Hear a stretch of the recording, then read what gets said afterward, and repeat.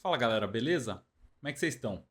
Hoje nós vamos falar de outro artista bem legal aqui, dando sequência à série de vídeos que começou com o Sargent. Vamos falar do Emile Friand.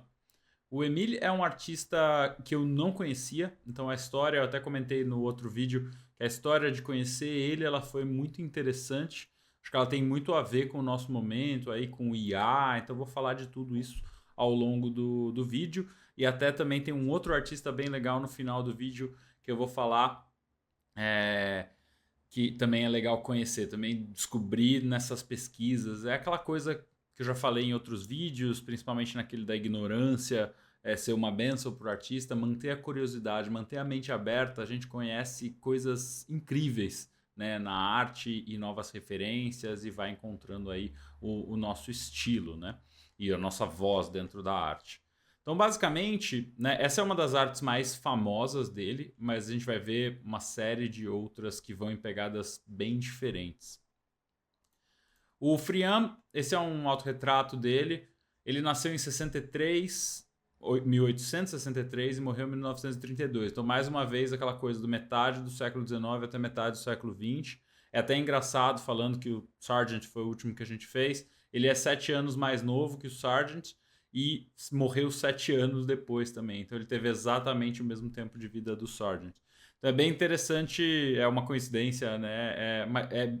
Mas é interessante como é prolífica essa era, né, de artistas fantásticos que às vezes a gente nem ouviu falar. E o Frian, para mim, é um deles. Né? Foi super impactante conhecer ele. E de onde veio isso? Né? Essa é uma arte do Nick Gindro, que é um artista de entretenimento, trabalhando na Naughty Dog. Isso aí é um concept pro Uncharted. E por que eu tô falando disso? Porque eu sempre gostei muito das artes do Uncharted. Quem acompanha o canal desde lá 2016, 2017 sabe que eu falei muito disso. E eu gostei muito desses cenários, né, de cemitério na Escócia. Eu gosto muito dessa estética, principalmente gótica, de alguns cemitérios. E no caso aí dos cemitérios da Escócia que eles fazem, ficou muito bonito. E aí, lá em, acho que 24 ou agosto não, não foi nem agosto de 2024, agosto de 2023. Já faz bastante tempo mesmo. Eu tava brincando na época que saiu os modelos mais famosinhos lá do Midjourney. E eu falei, putz, vamos ver o que sai dessa IA, em que pé que tá e quão, né, interessante é a arte.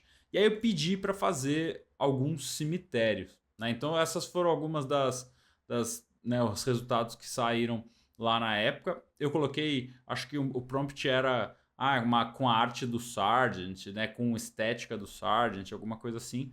E saíram algumas coisas interessantes, umas misturebas, né, elementos jogados, não tem um ponto focal nas imagens, é meio bagunçado, mas sim, né, tinha uma estética legal, todo mundo que já viu o Midjourney sabe que tinha essa estética. E aí eu falei, mas e se for, né, um velório, né? Como é que ficaria isso? E aí, putz, beleza, saíram umas coisas bacanas também, algumas coisas que na época eu lembro que eu fiquei super impressionado. Falei, nossa, a IA tá indo para esse lado, né? Vai ficar interessante, dá aquele frio na barriga e tudo mais. Até pedi para fazer num aspect ratio vertical. E aí foi mais legal ainda. Eu achei essa aqui super interessante, a relação entre as duas figuras e tal. As figuras lá no fundo. Tem um ar assim, né, dessa tristeza, trouxe um pouco dessa ideia. Tem um pouco dos detalhes trazendo um pouco mais para dentro da imagem e tal. E beleza, né? E aí eu falei, putz, deixa eu olhar na história da arte para ver quem já fez velórios, né? E como é que um artista, um grande mestre, um acadêmico e tal, resolveria essa questão. E aí veio isso aqui, né? Não tem nem o que falar, né? O Midjourney é o genérico, ridículo. Cara, vamos lá, né? Então, naquela época eu perdi todo o respeito, sinceramente. Isso aqui é muito incrível, é muito impactante, né? Eu vou dar até um zoom aqui. Os rostos, a relação, a roupa, o controle de valor. Olha isso aqui. Cara, é muito bom. Até a expressão das pessoas que estão lá no fundo. Essa pessoa aqui né, o curioso ali, então tem uma coisa diferente que conta uma história, mesmo o fundo lá, muito mais organizado. Não tem comparação uma coisa com a outra. Até o estudo que ele fez para essa imagem é muito mais interessante do que qualquer coisa que o IA pode cuspir. Né? Eu achei fantástico. A gente vai falar mais sobre o controle de valor dele depois, que é fabuloso. Mas aqui já dava, né, para ver bastante esse trabalho no carvão, assim, que é muito, muito incrível. Me lembrou muito essa arte do Klimt, que eu acho maravilhosa. Tive a oportunidade de ver, se não me engano, foi no Belvedere, em Viena, e é maravilhoso. Eu fiquei super impactado, nunca tinha visto essa imagem também. Vi no museu, então é aquela surpresa boa quando você vai no museu. Acho lindo o controle de valor, as achuras aqui no meio, o controle de textura, né? Os rostos mais delicados e uma textura bem grosseira. Incrível. A gente vai falar do Klimt em outros momentos. Quero trazer um monte de coisa dele. É realmente um artista que me influencia bastante. Mas essa imagem com certeza me lembrou.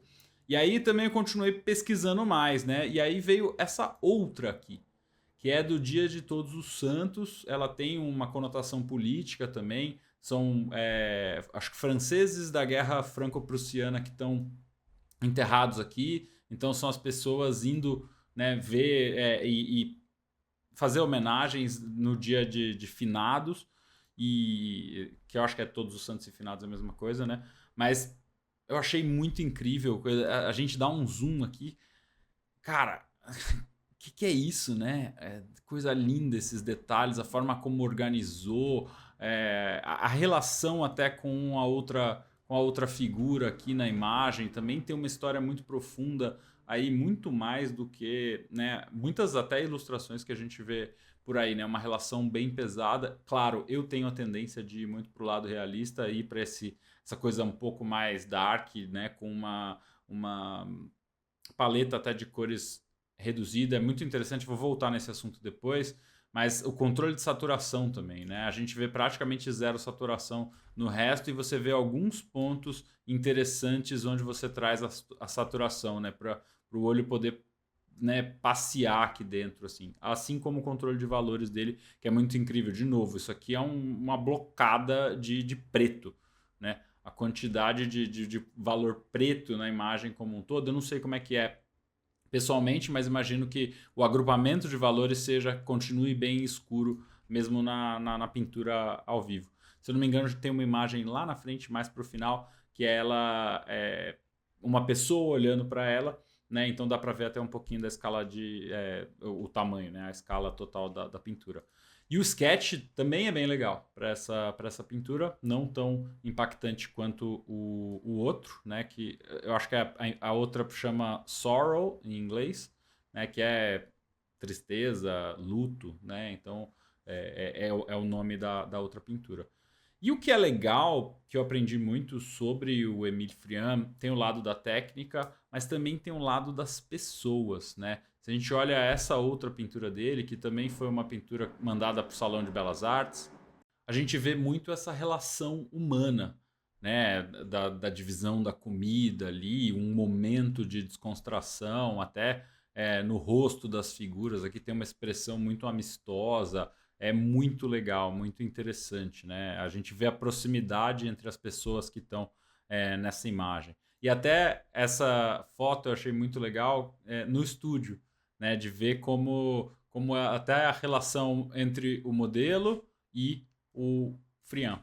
Né? Aqui atrás está uma outra imagem que depois a gente vai falar dela. Eu acho que é um sketch, mas muito legal. Mais uma vez, né? Eu sempre falo de olhar os estúdios e ver as coisas que estão atrás. Assim, a gente vê uma janelinha para dentro do mundo do artista e da ambientação ali, que eu acho realmente muito, muito bacana. Tem essa outra imagem também, que é a discussão política, né? O nome da imagem. Também, de novo, a relação humana. Eu acho que esse detalhe, né, da mão encostando, né, meio que, cara, deixa eu te falar um negócio, ou se acalma, ou, sabe, uma relação humana ali, aquele contato. Esse olhar aqui é muito legal também. Também tem alguma coisa acontecendo fora da cena que a gente vê o interesse da outra figura aqui atrás. Então, a imagem vai muito além disso aqui, mas ela está muito com relação às figuras que estão aí dentro. E aqui ainda tem uma cereja do bolo ali contando um pouco, né, a mais dessa relação e dessa história, né? Tomando um café ali ou um goró, dependendo do que for. É difícil achar informações sobre o Friand. Tem alguns livros, mas eles são super caros, porque são catálogos de exposição que não estão mais disponíveis. Até se alguém tiver algum deles, eu adoraria saber mais informações a respeito, se puder passar alguma coisa aí nos comentários.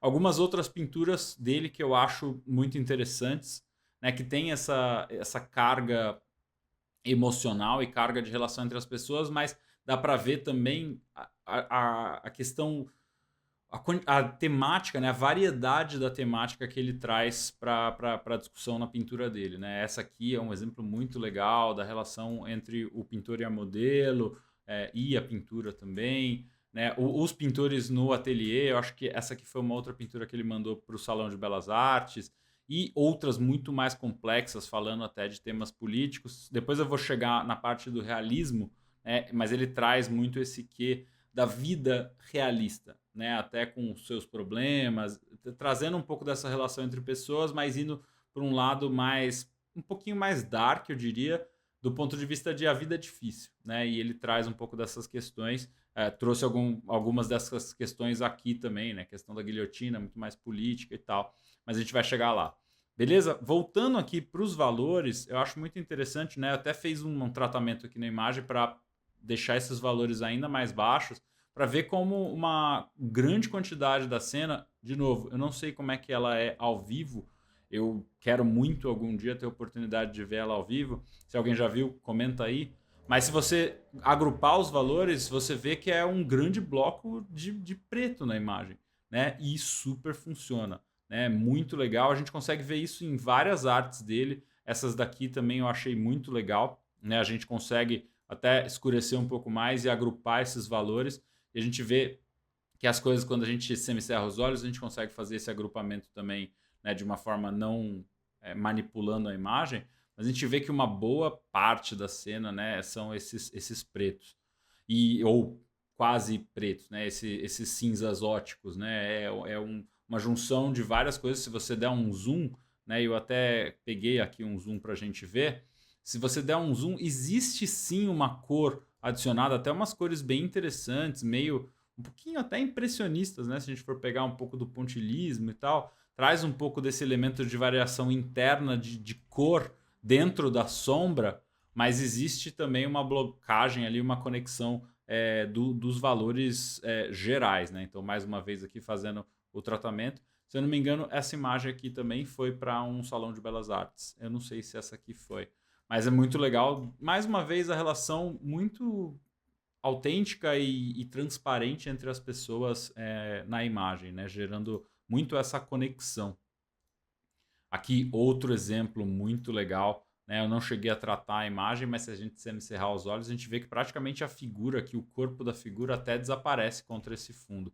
Esse tratamento de pedra aqui e essa sugestão de pedra aqui na frente é incrível. Né? E o pior de tudo é que eu acho que isso aqui é de 1890, então ele tinha 27 anos quando ele pintou isso. Eu quero morrer quando eu vejo essas coisas, né? Mas é incrível, é incrível. É uma forma de tratar a imagem com respeito devido, né? Enfim. E a saturação, né? Eu trouxe essa imagem aqui para a gente ver, que é uma imagem, se eu não me engano, lá mais pro começo da carreira dele. De novo, a questão do valor ela é muito presente aqui, né? Você vê que tem uma blocada aqui praticamente, você quase não tem muita variação de valor interna nessa parte e também no chapéu, mas você vê um controle muito grande da saturação das cores. Né? Então você vê uma acentuaçãozinha aqui no chapéu, né? Puxando um pouquinho mais e principalmente no rosto. Né? E no fundo também tem um controle. Isso aqui até me lembra um pouquinho um artista do Guild Wars 2, né? Que é o Theo Prince. Agora, eu até fui buscar a imagem aqui. Até vejo ela um pouquinho mais saturada. Eu acho que o meu Photoshop está um pouquinho mais saturado que o normal. Então, ainda vai ser um pouco mais saturada essa pintura se a gente for ver o acabamento real dela, né? Mas é muito interessante ver também esse uso do controle de saturação aqui numa pintura feita para a indústria de entretenimento, né? Para a indústria de jogos, e provavelmente não vem necessariamente do Friand, mas vem de estudo de muitos grandes mestres, né? Esse controle de valor, saturação e tudo mais. E aí, indo pro realismo, né, que a gente falou, essa pintura mais realista, até com uma certa crítica à sociedade e a relação entre as pessoas, até um pouquinho mais. Eu usei a palavra dark antes, mas um pouquinho mais triste, talvez, ou introspectiva em certos casos. Aqui tem um pouco mais realista do ponto de vista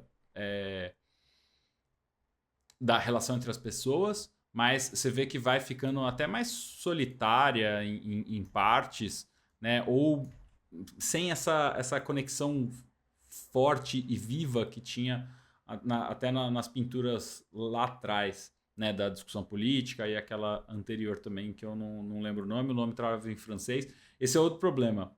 Ver coisa do Émile Friand é complicado, porque muita coisa boa, com informação boa, tá em francês, tá? Eu adorei esses estudos de pão, né? Então mostram muito o real, a vida cotidiana. Eu acho muito legal trazer isso e dar uma cara bonita para isso. E até um pedaço aqui do desenho mesmo por baixo, um desenho a carvão. E a gente pode ver no processo dele que o desenho é muito presente, né? A gente vê a solução de problemas muito no desenho, antes de ir para a finalização na pintura. E tem muita coisa que eu gosto, até no controle de valores, eu gosto bastante no desenho, para não dizer até mais do que os outros. Aqui, né, mesma coisa, o controle desses valores me lembrou também um outro artista que chama Burton Silverman, que é um artista que, se eu não me engano, ele é um senhor bem velhinho. Eu acredito que ele ainda está vivo. Não vi nenhuma mensagem, né, pessoas falando na internet sobre a morte dele, mas ele é muito menos ele é muito mais low profile do que um Richard Schmidt, né, que a gente ficou sabendo quando ele faleceu. Então eu não sei, mas vale a pena procurar o trabalho dele, porque ele usa muito essa relação de um rosto mais finalizado para um corpo mais sugerido, né? Você vê aqui o nível de acabamento, mesmo eu acho que essa aqui é uma comissão. Mesmo assim, existe essa quase que uma sugestão na parte do corpo e um detalhamento muito maior na cabeça. Eu vi isso bem recorrente no trabalho dele. Mas eu gosto muito até de ver os esquetes, aquela coisa mais despretensiosa, né? Nesse caso aqui tem até uma marca d'água. É difícil, de novo, achar coisas dele. Esse museu da Nash Museum, ele tem uma coleção incrível, mas ele não tem praticamente nada exposto. Então ele faz algumas participações em exposições. Ele tem um acervo de orientalismo incrível, com Jerome, com um monte de gente, mas ele só participa pontualmente. Mas gostei muito de ver esses detalhes aqui, né? Essa soltura da Ashura é muito bacana.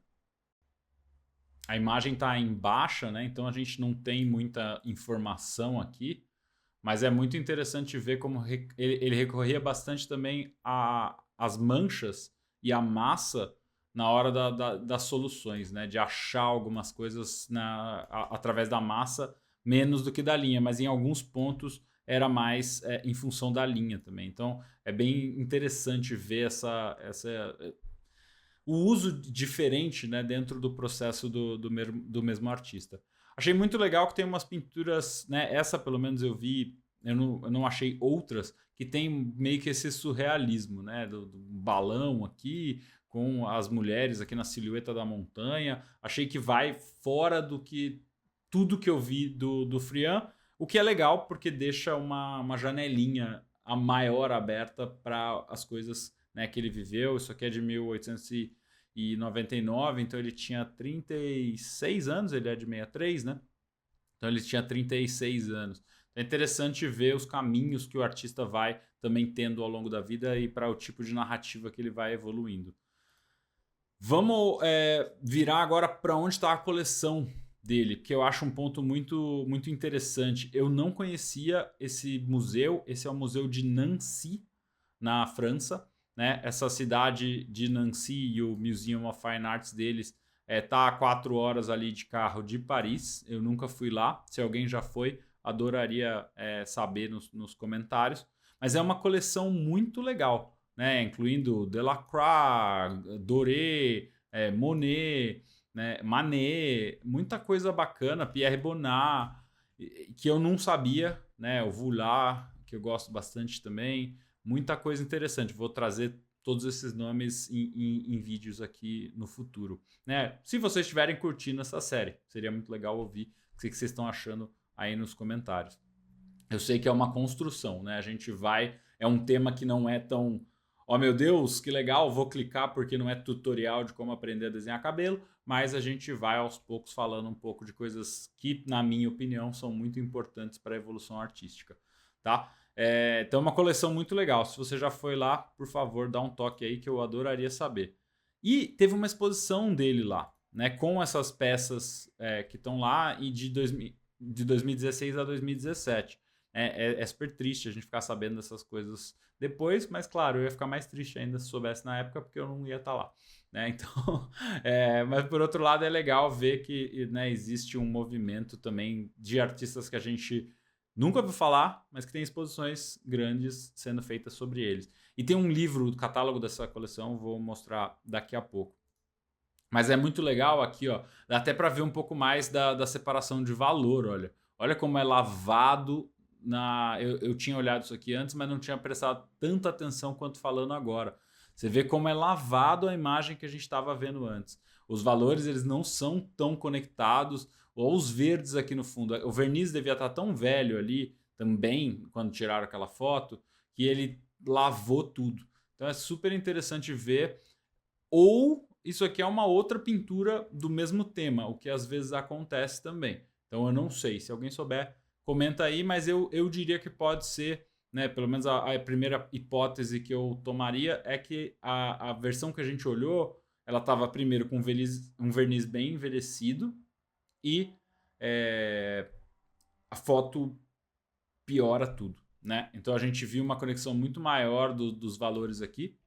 Por sinal, eu gosto até de como estava no outro também, então é interessante ver essa separação. Não vou falar de melhor ou pior aqui, porque eu estou vendo também uma outra reprodução de uma imagem que pode estar super estourada, né? Não faz sentido.